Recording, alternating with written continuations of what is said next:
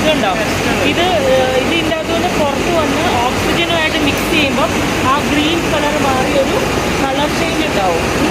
എന്നിട്ട് ഇതിനെ ഇവർ ഡ്രൈ ചെയ്യാനായിട്ട് ഇടും. ഡ്രൈ ചെയ്ത് കഴിയുമ്പോഴത്തേനും ആണ് ഒരു സ്മെല്ല് വരുന്നത്.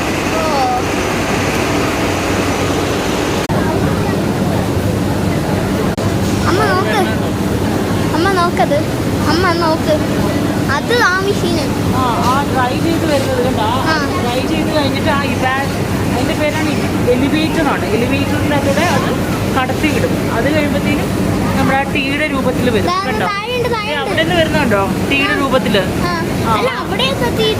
ആ ഉണ്ട് ഉണ്ട്, അവിടെ നിന്നാണ് അത് വരുന്നത്. സ്ട്രെയിൻ ചെയ്ത് വരുക.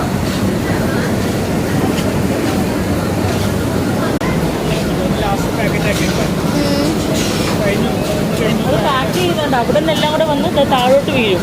താഴോട്ട് വീണിട്ട് ആ പാക്കിങ്ങിൻ്റെ ഒരു കവർ അവിടെ വെച്ചിട്ടുണ്ട്. അതിൻ്റെ അത് ഓട്ടോമാറ്റിക് വീണ് പാക്കറ്റായിട്ട് അങ്ങ് പോവുകയാണ്. ഊട്ടി ചായ